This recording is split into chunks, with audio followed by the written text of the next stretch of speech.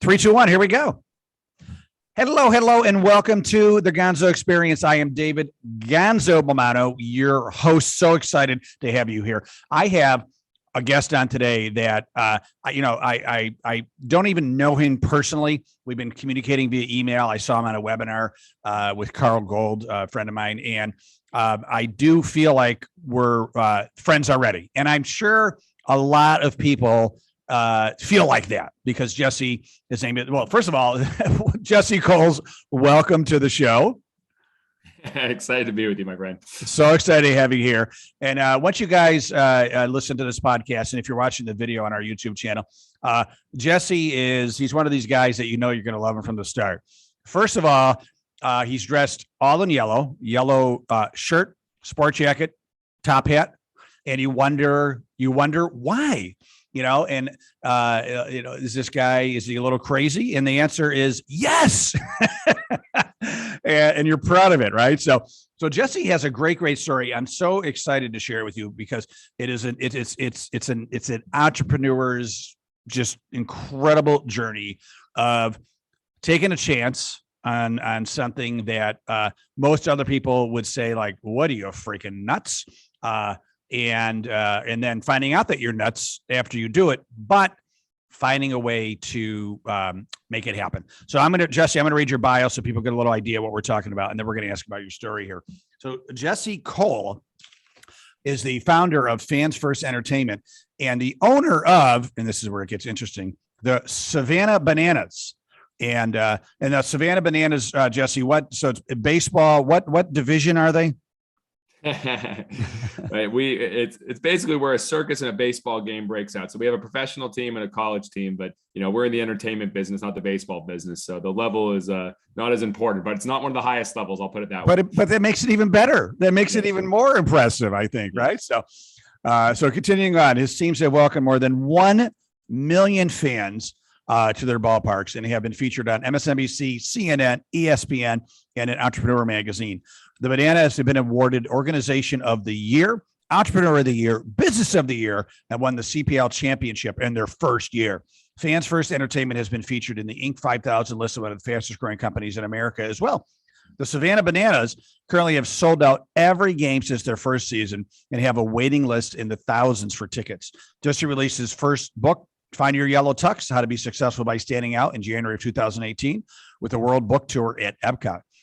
Jesse Cole has been featured on over 1,000 podcasts. And like I said, I hope I'm standing out for you. And he's an in-demand keynote speaker all over the country, sharing his fans first experience and how to stand out, be different, and create raving fans of both customers and employees. Cole is the host of the Business Done Differently podcast and has interviewed over 100 of some of the world's leading entrepreneurs, authors, and speakers. So Jesse, again, welcome to the show. Yeah, fired up, my friend. All right. So tell us to the beginning, you and I think you're partners with your wife, or she's actually very involved, right? You decided to buy a baseball team. Is that kind of how it all started? Yeah, our friends were buying iPads and we were buying a baseball team. We went from zero debt to $1.8 million in debt. So yeah, I was a baseball guy my whole life and took over a team as a GM at 23 years old in North Carolina first. And the only way you get a job as a GM at 23 is it has to be one of the worst teams in the entire country. So I was given that job, and there's only $268 in the bank account when I first started, 200 fans coming to the game. So for 10 years, I really learned the question to ask, what business am I in, but what business am I really in? And I learned that I wasn't in the baseball business. I had to be in the entertainment business. And so we started experimenting with that first team: grandma beauty pageants, flatulence fun night, salute to underwear night, grandma. We did it all. We tried it all. And fortunately, we learned a good amount, and we took that big jump in the fall of 2015, my wife and I, to buy an expansion team and take it to Savannah, Georgia. And that's where we proceeded to fail pretty miserably and pretty fast. And that's what happened just 6 years ago. So tell us about that. How did you, was it already named Savannah Bananas? How did you fail fast and furiously? No one's dumb enough to name a team Savannah Bananas right away. The reality is there was professional baseball in Savannah, Georgia for over 90 years. The stadium, Grace Stadium, had Hank Aaron play there, Babe Ruth, Lou Gehrig, Jackie Robinson, Mickey Mantle, you name it.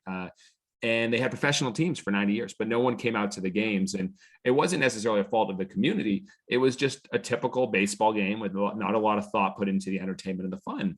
And so we actually went to a game, my wife and I, in 2014, and we saw it and we were like, there's only 200 people, 300 people at the ballpark. And we were bored. We're like, this is a huge opportunity. Can we do this? And so somehow the team said the former team said we need a new stadium, $40 million stadium, or we're leaving. The city's like, we're not building a $40 million stadium. So they left. We came in, we convinced the city to come there, and we showed up that first day, and the phone lines were cut. The internet lines were cut. Everything was taken out of the stadium. It was myself, my wife, our 24-year-old team president, and 3 22-year-olds straight out of college. What a crew we had. Right. And we started calling everyone in the community and telling them we're here. In fact, but no, and one you weren't from the community, so you didn't really know people. You're from you're from the Boston area, right? Yeah, so, yeah. And we had that team in North Carolina. So my wife and I, we bought our dream house previously in Charlotte, North Carolina. So we had our dream house, and we're going to take on this big venture, and we just failed miserably by the expectations of people believing in us, because the city had been failed by so many baseball teams previously. And so we were doing the same things as everyone else, marketing like everyone else, trying to sell like everyone else, making phone calls. And we weren't trying to stand out because we were trying to fit in. We were the new guys in town. And we only sold 2 tickets in our first couple of months. 2 tickets. Yeah, it got so bad. I got a phone call. Did your parents visit? Were those the 2 tickets? It was a donation. It was this gentleman I'll never forget. He was like, here, you guys need this. He was right. We did need it. It wasn't enough, because on January 15th, 2016, 4:45 p.m., I got the phone call that I remember vividly where I was. I was at my best friend's college roommate's wedding, got the phone call that we'd overdrafted our account and we were completely out of money. And it was at that point that my wife, Emily, turned to me and said, Jesse, we have to sell our house. And that was our dream house. We sold our dream house. We emptied out our savings account. We found a dump down in Savannah. We got an airbed, a twin airbed. I wish Emily would have got a queen airbed, because the twin was pretty small for us. And we started trying to make ends meet down in Savannah. And that was just 6 years ago. 6 years ago. So you were sharing a twin, not even a twin bed, a twin, what'd you call it? Pop-up bed, blow-up bed, airbed. Yeah. And probably eating a lot of ramen noodles, I would imagine too, right? So we couldn't even afford ramen noodles. We couldn't even get that. It was worse. We were eating food out of boxes. That was just, it was terrible. It was, right. I never want to go back to that place, but we had to do that. And we had to actually reflect on, who we are and what we stand for. And do we have the courage to be dramatically different? And is that when we said we have no other options? We are out of money. This was our only place. We had our employees that came right out of college, and our president. We had people we had to responsible for. And so we said, we got to go dramatically different. And then that's what we did. How close to you were you guys just to giving up? I mean, 1.8 million in debt, having to sell your house, airbed. Not close, because there was no option. Yeah. You couldn't give up. We just bought the team. We had hundreds of thousands of dollars, $1 million in debt that we had to pay. So you had to get to that season. You had to get to that season and hope that you can convince enough people to experience it and believe in it, that it would end up paying off. And after a lot of struggle, fortunately, we made a few decisions that worked out pretty well. I was a guest speaker at a college last week, and one of the students asked me how important it is it to have your spouse/partner support you as an entrepreneur. And I think this case right here proves that it is massively important, because if your wife wasn't down with it, I mean, it would have been either hell for you to go forward, and or you would have just failed, right? Well, she was our director of fun of our former team in North Carolina. So she was all in on this fun vision that we had. And we had this vision of making baseball fun, just no one had seen it before. So they didn't believe it. They saw what they were used to. And so then that forced us in the beginning to not go too far out that way, because people weren't accepting it. So we're like, oh, it's baseball and we're going to do this, we're going to do that. And so we just had to go dramatically different. And we asked the community for a name the team contest. We said, we want something different, unique, something that's been memorable, something unlike anyone else. And we proceeded to get every normal generic name you could ever imagine, except for one suggestion, the Bananas. And I don't think she or anybody thought we would actually go with it. I love it. I mean, it's kooky and it's entertaining, right? As you said. Well, yeah, the name of our company is Fans First Entertainment. Our mission is fans first, entertain always. Every decision we make, we ask, is it fans first? And so when we decided to come up with that name, the Savannah Bananas, I mean, at first we were crucified. The local media, I mean, literally, and fans, you guys should be thrown out of this town. You're an embarrassment to the city. Whoever came up with his name should be fired. I mean, we were ripped apart, but they didn't see the big picture. They didn't see that we had a vision to have a senior citizen dance team called the Bananas. Yeah. They didn't see the vision that we had an idea to have a male cheerleading team called the Bananas, but now just really the dad bod cheerleading squad. They didn't see the vision that we were going to name our mascot Split, and that we were going to literally have a banana baby before every game, that we lift up a baby in a banana costume and sing "Na Savannah, na here." And like, they had no idea all these ideas that we had with it. And so they didn't know that first night we were going to play in green uniforms because we weren't quite ripe. They didn't know any of that we were playing with this brand and trying to make it something larger than life. And so fortunately, once they came out and saw it, we convinced enough people to come out opening night, and they saw it, and they saw, literally our players delivering roses to little girls during the game. They saw our breakdancing coach. They saw our banana pep band. They saw the Bananas dance to Bruno Mars in the middle of a rain delay before the game. They saw all of this, and they told everybody. And then since that point, every single game is sold out, and the wait list actually just passed 12,000 for tickets. Wow. Is that there is not a better story than that. I mean, that talk about rags to riches, right? Or, peels to riches, right? So I would imagine too, you have fun with the whole, slipping on a banana peel trick. Maybe put it on third base for the competition. Have you done that yet? So well, last year we had a flower girl escort one of our players to the plate by dropping flowers, and then as soon as we shared that, it went viral. We had people saying you need to have the little girl put banana peels for the visiting team. So you better believe that's in the mix this year as well. Yeah. So I mean, have you always been fun? I mean, has you and your wife always been kind of like, how could we be different with kind of an entertainment fun twist? Or did you realize like, this is the play that we need to do if we're gonna win here in Savannah? I think, a big thing that I've learned, and here in my office, and my biggest two mentors are P.T. Barnum and Walt Disney, and I've read every single book of them, and I have custom posters of them. And, I think when you look at the greatest innovators of our time and before, they were trying to create something that they would love themselves. And you look at Walt Disney, how he came up with Disneyland. He sat at Griffith Park with his two daughters on the carousel, and he said, I wish there was a place that adults and kids could have fun together. And he had that dream. And, when I think about what I played baseball my whole life, and then I coached for like one summer and I was bored out of my life, I thought, could there be a game, baseball, that could be a lot more fun, a lot more entertaining for anybody, that people that aren't even baseball fans? And so that's where that kind of dream started happening. And then when we named our company Fans First Entertainment, with our mission, Fans First, Entertain Always, we literally defined, how do we entertain always? From the parking lot, from when people are walking up to the stadium, when they leave, with what our pep band is doing and all the exit greeting and everything. It's mapped out the experience. I mean, we have 150 promotions in a game night, 150. Wow. Most teams have around 10 to 20. Maybe, and so it's mapped out that way. So I wasn't necessarily always like that. I was just trying to scratch my own itch, in the sense that if I ever felt that I was bored for a second at a game, I knew other people must feel that as well. And so I wanted to create that. And we have a team that literally thinks about ideas every day. I mean, this is my idea book. Every single morning, I write down 10 ideas of things we can do at our ballpark to entertain our fans. Awesome. Well, I love ideas too. So I'll be thinking for you, and I'll try to email you some ideas. So well, I love it. And maybe a great side benefit of this is that you never have to think about what you're going to wear again. Right. So you're referring to the yellow tux, and obviously I own 7 of these yellow tuxedos. It's crazy. And what I realized, for me, it's my uniform. When I put it on, it means it's showtime.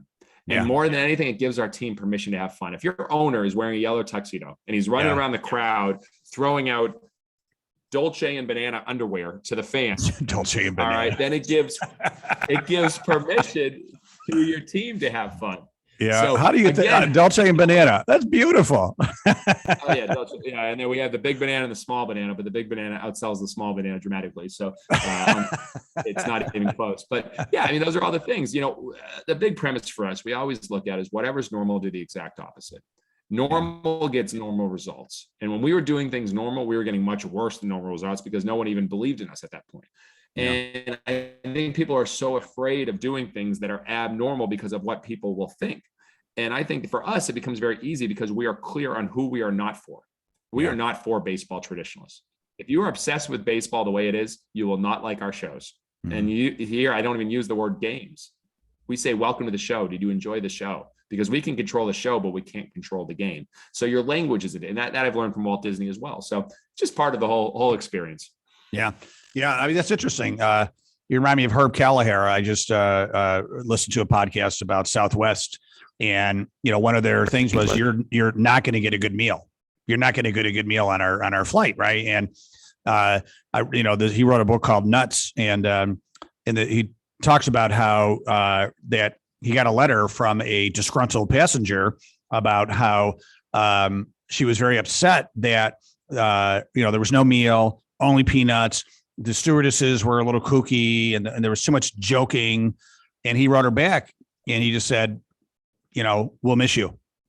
Because they were going to change, right? I mean, they are who they are. And you buy Southwest ticket because you're going to get peanuts. It's going to be a little kooky and fun. And that's it, right? If you want a steak, go first class in Delta, right? So you're going to pay a lot more, right? So I love it. So how's the community? Has the community just embraced you now? I mean, going from calling you crazy and an embarrassment because of the name in the beginning, like you said, are you just kind of a Savannah celebrity now? I don't really spend much time thinking about that, but we've been very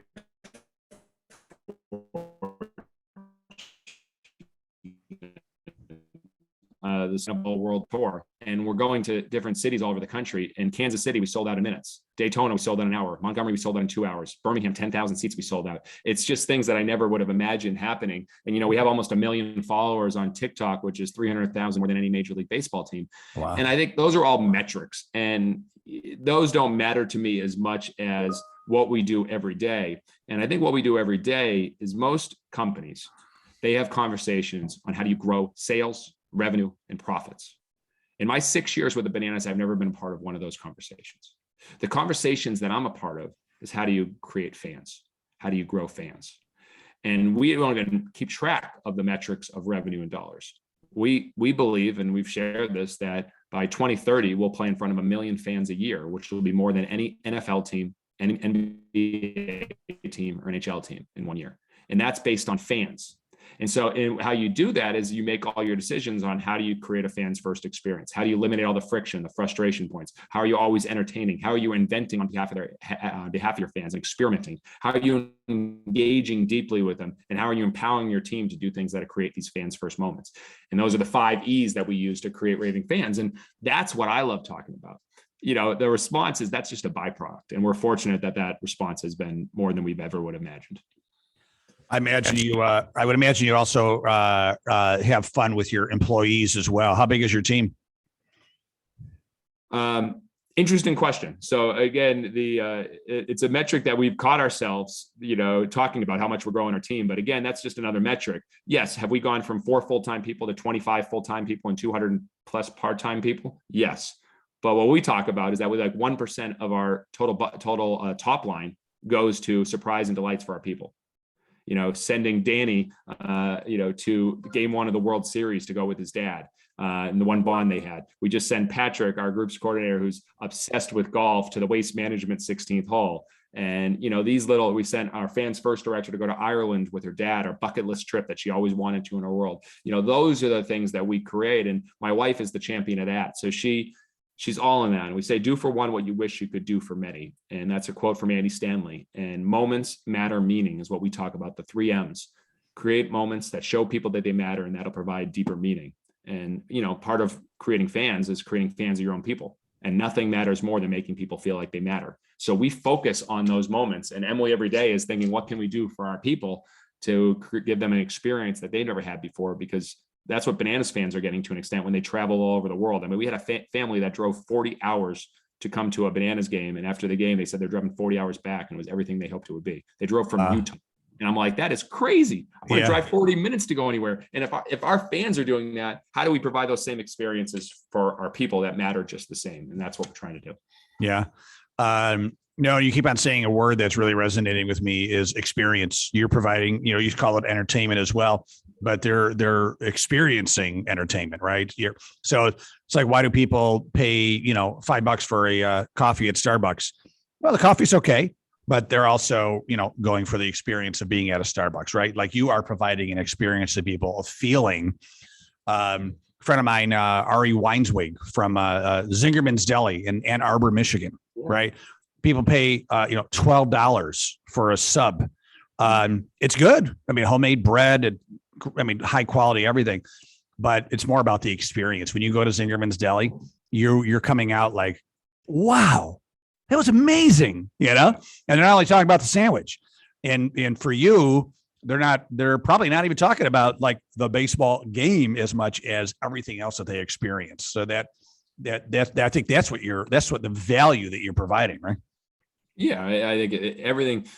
What we look at is experiences matter so much to people. And so we literally map that experience from when they first buy their tickets. And this is crazy. When we put Banana Ball World Tour tickets on sale last week, we sold 20,000 tickets. And like I said, sold out 7 cities. And every person that bought a ticket got a thank you call from our team. Wow. That doesn't make any sense. That is completely unscalable. Myself, I think I made 500 to 600 phone calls myself. And then if they don't answer the voicemail, I'll do a video. Hey, it's Jesse Cole, the owner of the Savannah Bananas. Just want to thank you so much for getting tickets. That is completely unscalable, completely crazy. Yeah. But it sets the tone to show that we care and we're treating you as not just a transaction, but as a person that is coming out of their way to experience our game. And, we found on the World Tour, people are coming from 30 something states and people are driving hundreds of miles to come to these games.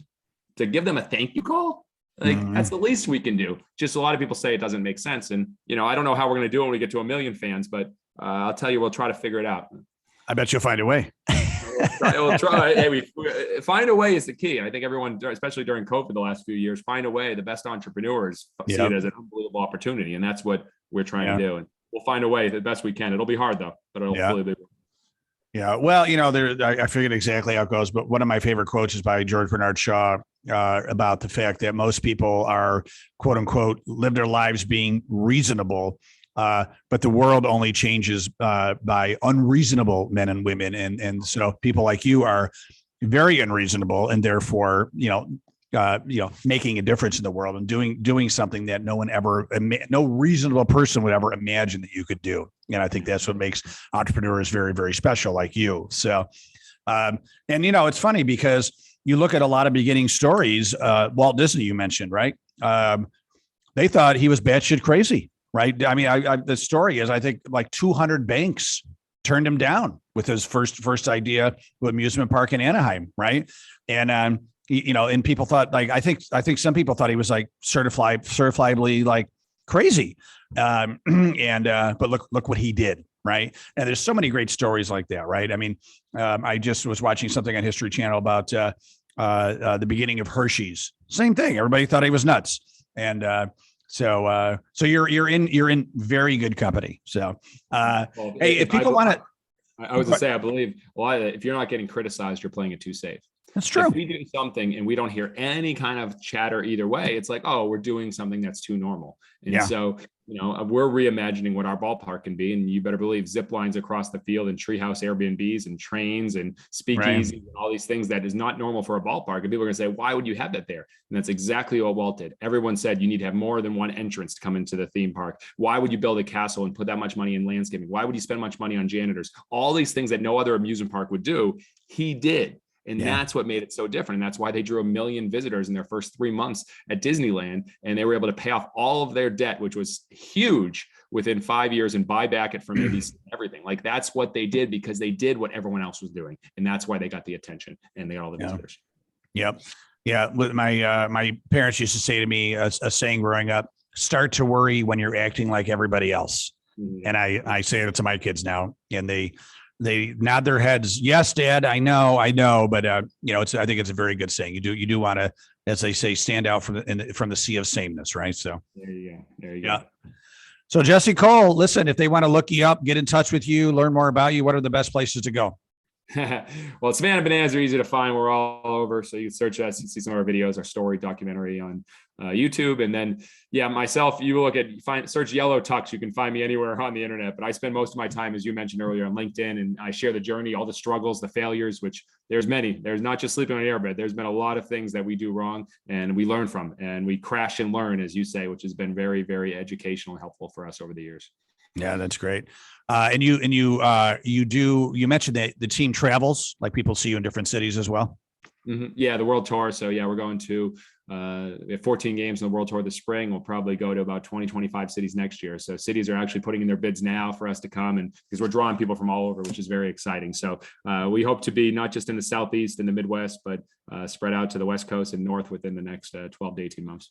Well, why don't you come to Rochester, New York, and play the Rochester Red Wings? We would love to have you. We're definitely very aware of what they're doing, and I'm sure that would be a stop in the future. Yeah, our claim to fame is Cal Ripken started here, so we're very proud of that. So excellent. Well, Jesse, thank you so much. For your time and but really sharing just your passion, your love, your creativity, your heartbeats with the world. You're making an impact, and as Steve Jobs would say, you're making a dent in the universe. So very glad you were born. Very glad you're doing what you're doing. And I'm definitely going to meet you someday and come down there and watch a game if I can get a ticket, but I'm definitely going to try it. So.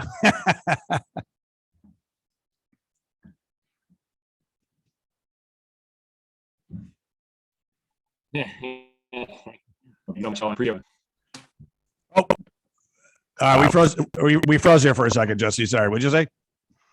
Oh, I just said thank you so much. I had a great time and appreciate what you're doing. Yep, absolutely. All right. Thank you, Jesse. Appreciate it. Wish you continued massive success. And I also want to thank you, Gonzo family, for listening and or watching to this podcast. New episode every Wednesday morning. Love you. Love everybody. Thank you so much. Make sure to have a great day and stay awesome.